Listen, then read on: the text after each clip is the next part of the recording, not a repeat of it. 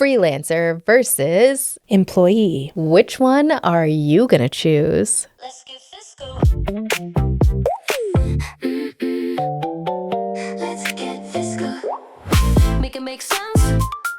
Money moves smarter when the numbers click.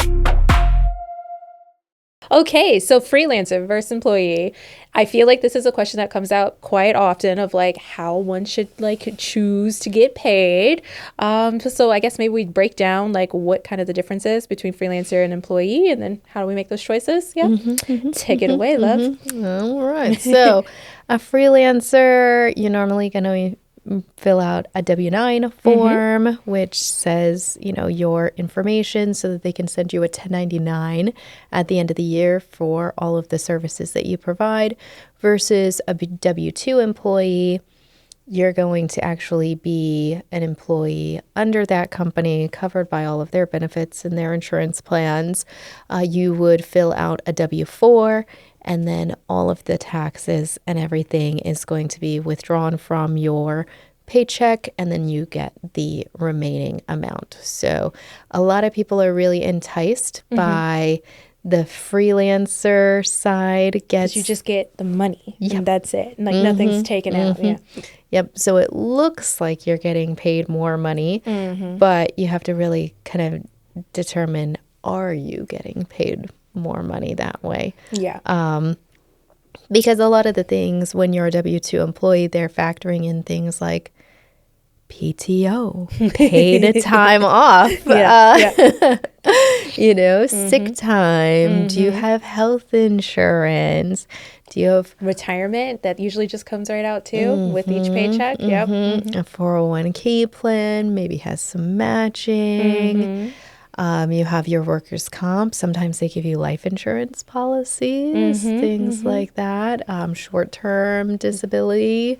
Yeah. All of that fun stuff. And so when you move over to a freelancer, a lot of times those have to be self-funded or kind of funded through the business that you own, which is basically you at the end of the day. Yes, so you're the employer and the employee. Right. Yep. It's definitely quite a few things that you have to continue to budget for and take into consideration. But I mean, we can even just start with like the forms and what they mean, so when you have the W-2, goes into you get the W-2. It tells you how much you withheld for both the federal and the state.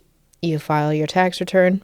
You're done. Yeah, you literally copy, paste, and sometimes just import. Yeah. Right, exactly. Exactly. Yep. And there's a lot of different programs online. It can do it all itself.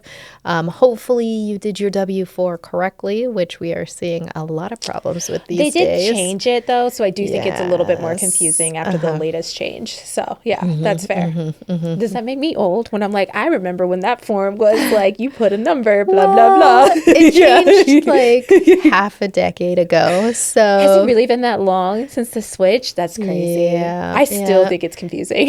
Right. And it was kind of a COVID thing that happened, which was a whole tricky thing. Yeah.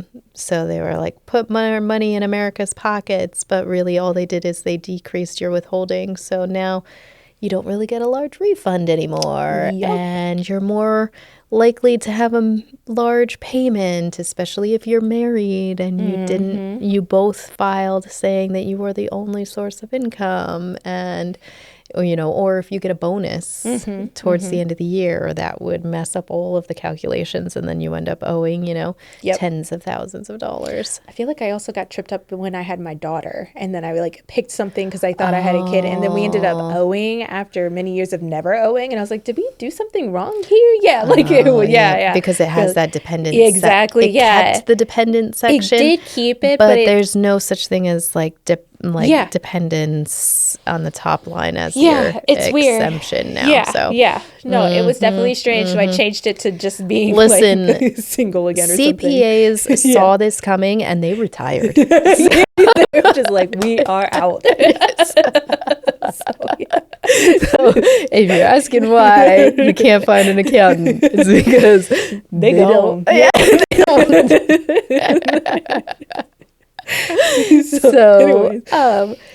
So W-2s, they can be fairly straightforward. A 1099, so a 1099, it's for services provide. A 1099 NEC is for services provided. It doesn't necessarily mean that it should be created on a Schedule C, though. So there is a little bit of a caveat there. Yeah. So a 1099 to have a Schedule C, it really has to have the intentions of being a business. Yeah. And so once you have that business intention and you're running it as a full business, then we can open up this Schedule C, which, there's a million pieces of paper, but that's where you're claiming the 1099 income and any other income, because you have to claim all your income, whether or not you received a form for it. Yep. All of it. All of it. And then at that point, you're able to add up all of the expenses. So a W-2 employee, you're not able to expense, research or business use of home or mileage or anything like that. There's way less options there. Right, right. Because your employer is supposed to be reimbursing you, but, the number that do. But I digress. So with the Schedule C, you can have those expenses that actually take to as run long the as they are documented, they are ordinary and necessary business expenses, all of that fun stuff. Then you're able to utilize the Schedule C to decrease your income, but then you also have other schedules that are adding in that Social Security and Medicare, because there hasn't been that mechanism of that biweekly paycheck or weekly or whatever. When you're under like a W-2. So they're going to collect not only the income taxes that was never withheld on your paycheck, but also the Social Security and Medicare that's attached there. And one of the things that people get tripped up at moving from a W-2 over to 1099. So W-2, they take all your money, and then when you file your return, they'll give you a little bit of it back. Yeah. So you feel like, oh, I'm getting a refund, all of this fun stuff. It's a much different mindset when you're 1099, you haven't given them anything, and then they say like, okay, give me all this extra money. Even if those $2 amounts are the same across 2 years. It's the vibe. Yes. Like, now it can be because when you're on a W-2, you don't notice that you've paid them $30,000. Yeah. Versus if you're a 1099 and they say, okay, can I have 30 grand? You're like, excuse me, I don't think so. I don't want to do any of that. So that a lot of it is the retraining of like actually reading their tax return and being able to plan for a lot of these expenses and what it actually means. Because the goal is never to not pay any taxes. Yeah. Taxes are an integral part of kind of society. But the Taxpayer Bill of Rights says that you're not required to pay more than what you actually owe. So that gets a little bit more complicated with the 1099 portion, because you're able to actually offset all of these other business expenses. So that's why like a lot of people, get upset about, why do I have to file my taxes? If they already know how much I owe, just tell me what I owe and send me the check. Why do we have to go through all of these other pieces? And it's just because there are other scenarios and different things, levers that can be pulled that they wouldn't have necessarily have access to, even if you have a W-2, if you had $60,000 worth of medical expenses because, like IVF and then having a baby or, what have you, or you decided to adopt a child, things like that, they wouldn't have any visibility to that. But those are things that can definitely affect your tax situation. Yeah. So, but there's it seems like from what I'm have dealt with clients and stuff, that there is kind of a pro about the fact, on the 1099 side, you're not paying out every single paycheck, but like we have talked about in other things, you could put that money that you're going to have to pay no matter what into a high yield savings account. So then your money's kind of working for you versus they get the money every single paycheck and that's that. And then when you get a refund, it basically means that you paid the government too much money. And then you're just now wait a second. And it wasn't working for you, I guess, during that time frame. So there is a pro. You just have to make sure that you're very clean and organized and intentional with it. But it can be kind of nice. Yeah. Well, and I think you said a good good thing about a refund being they're giving you back your money. Yeah. You are not receiving free money. Yeah. No. They are just giving back. With no interest or anything. Yeah. They Right. held it. Exactly. Yeah. Exactly. Everything else has interest. They took your money and now you're getting it back. Mm-hmm. You know, there's really not a lot of, you know, like true refunds where we're adding new money to the situation. Yeah. Yeah. You know, so kind of changing the mindset of like, I will have to pay if I'm a 1099, you know, or a freelancer. I'm going to have to pay tax and I'm going to see it happen, all of that fun stuff. But then that gives you a little bit more motivation to actually like pay attention and plan it out.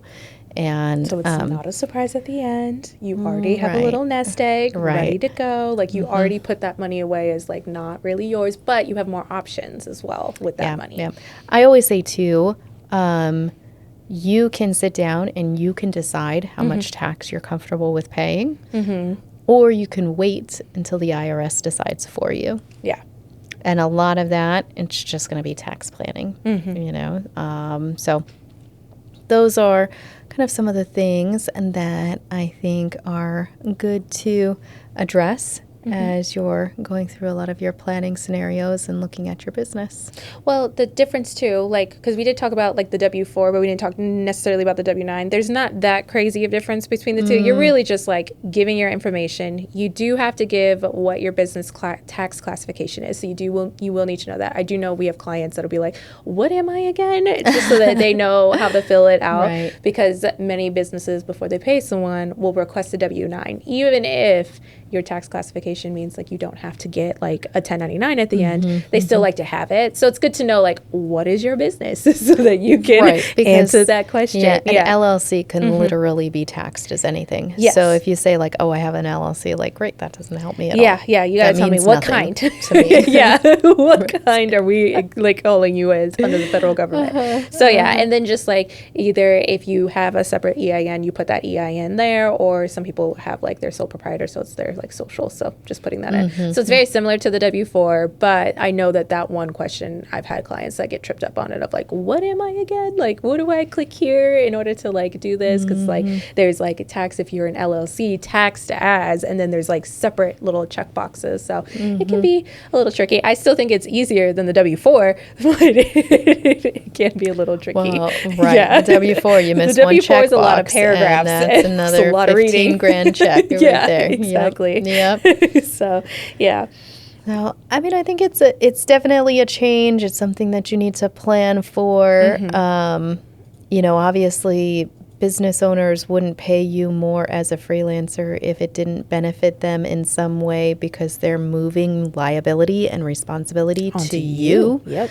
So you need to factor that in before you make that switch to make sure that it actually benefits you and it's not just kind of like a one-sided situation. It needs to be symbiotic. Especially if they have really good benefits and you're just like, this match, that's more than I would have put away for retirement if I was paid separately. Those are good things. Like those are things to like really like take into consideration. How much is the health insurance on the market if I were to go do it versus being part of someone else's plan? But a lot of what we see too is that like a lot of your freedoms, I guess, as an individual kind of go away when you're employer or your employee. So you're just like, you have to answer, you have to be at some place at a certain time, you have to do certain things. So there is some like a freedom that's not as open, but a lot of other things are taken care of for you. So it's really just like, how do you work as a person? Like, how are you your best self? Is it answering to someone else and like they take care of all the things and you just do what you love to do and then that's it? Or do you? But if that's it's about what is the true cost of that freedom. Exactly. What is it? And making sure that you are aware of all of these extra responsibilities that are outside there because it can seem very enticing to, like you said, have all this freedom. Technically, I don't have, all of this fun stuff. It kind of really changes that working relationship. However, they did pass on a lot of responsibilities and risk to you. Yeah. So recognizing that, being aware of that, and being able to plan for that is going to be a big thing. Even if all of it is just like now you have this extra thing on your tax return and you don't know what you're doing anymore. Like, that's what we see a lot is where they say, okay, great, that sounds amazing. And then they're like, oh no, I don't I can't do any of what do I do now? You know? So just kind of being aware that it does add additional responsibilities to your plate. And it's never as a favor. So if a business is coming to you to do one or the other, it's not as a favor to you. It's a benefit to them to put you in that position. So it just means that is it as beneficial for you as well? Or exactly. So that is a little bit more about how to make the decision between being freelance or an in-house employee. So if you have any questions, feel free, reach out, and we would love to hear from you. We'll talk to you soon. Bye, guys.